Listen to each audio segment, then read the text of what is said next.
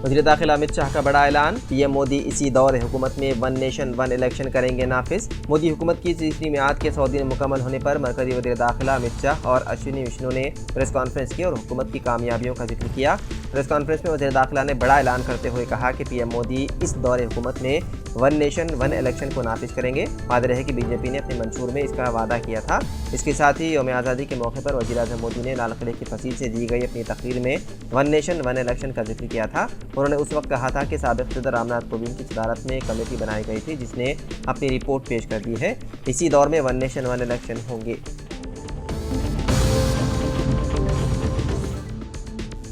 17 सितंबर बरोद मंगल 10 रोज़ा गणेश चतुर्थी त्यौहार के इख्तिताम के मौके पर 70 फीट लंबे खैरताबाद गणेश मूर्ति का हुसैन सागर झील में विसर्जन अमल में आया। सप्तमुखा महागणपति शोभा यात्रा में मूर्ति दोपहर तकरीबन 1:30 बजे टैंकबंड पर पहुंची।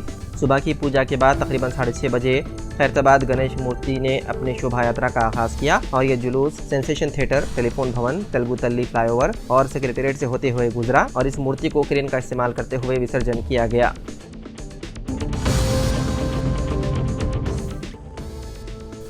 आतिशी को दिल्ली का नया वज़ीर आला बनाया जा रहा है। आम आदमी पार्टी कानून साज मीटिंग में उनके नाम को मंजूरी दे दी गई। आम आदमी पार्टी ने इसका ऐलान भी कर दिया है। अब दिल्ली के वज़ीर आला अरविंद केजरीवाल शाम 4:30 बजे LGVK सक्सेना से मुलाकात करेंगे। तवक्को है कि इस दौरान केजरीवाल वज़ीर आला के ओहदे से इस्तीफा दे देंगे। इस्तीफे के साथ साथ कानून साज पार्टी के कायद के नाम का एक खत भी LG को पेश किया जाएगा। ख्याल रहे कि केजरीवाल ने ऐलान किया था कि वो 2 दिन बाद दिल्ली के वज़ीर आला के ओहदे से इस्तीफा देकर अवाम की अदालत में जाएंगे।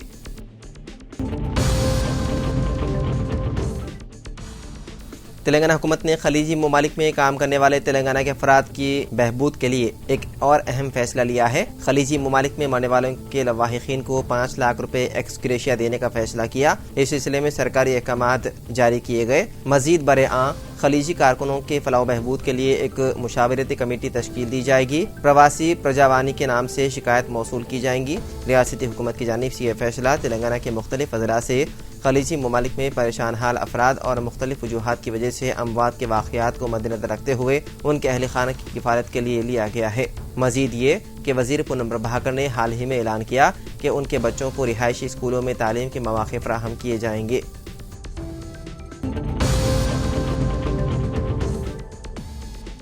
शहरदाबाद में गणेश विसर्जन जुलूस पुलिस की सख्त हिफाजत और शहरी हुकाम के वसी इंतजामात के दरमियान जारी है। सालाना त्यौहार के पुरअमन इनेकाद के लिए 25,000 से ज्यादा पुलिस एहलकार तैनात किए गए हैं। शहर के वस्त में वाक़ हुसैन सागर झील और दर्जनों झीलों और मसनूई तालाबों में हजारों मूर्तियों का विसर्जन किया जाएगा। टैंकबंड की तरफ से हुसैन सागर में विसर्जन पर पाबंदी का ऐलान करने के बाद भाग्यनगर गणेश उत्सव समिति की तरफ से रियासती हुकूमत को अल्टीमेटम देने के बाद हुक्काम ने उसे हटा दिया। हुक्काम ने विसर्जन के लिए टैंकबंड के 3 किलोमीटर तवील हिस्से पर 12 किरणों का इंतजाम किया है।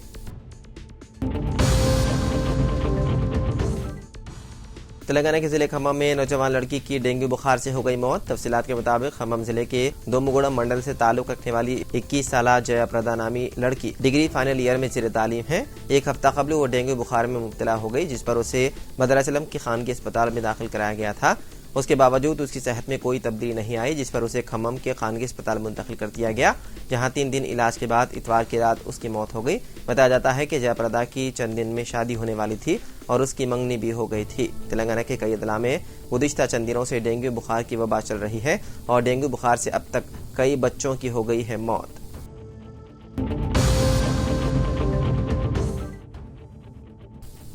कर्नाटक के चिकमगलुरु में गणेश मूर्ति विसर्जन की तैयारियों के दौरान मोटरसाइकिल सवारों के ग्रुप की तरफ से फलस्तीनी परचम लहराने के बाद कशीदगी फैल गई। जरा ने बताया है कि यह वाकया उस वक्त पेश आया जब इलाके में गणेश मूर्ति विसर्जन जुलूस की तैयारियां चल रही थी। इस वाक़े पर हिंदू नवाज ग्रुपों ने नाराजगी का इजहार किया। इस वाक़े से मुतालिक सोशल मीडिया पर वायरल होने के बाद शहर में कशीदगी फैल गई। वीडियो में एक स्कूटर पर सवार 3 अफराद को देखा गया, जिनमें से एक ने फलस्तीनी झंडा पकड़ा हुआ था, जो दांताराम की झील के करीब हनुमंतप्पा सर्कल की तरफ जा रहे थे। इस वाक़े के सिलसिले में अभी तक कोई बासाब्ता FIR दर्ज नहीं की गई, लेकिन पुलिस ने 2 नौजवानों को पूछताछ के लिए हिरासत में ले लिया।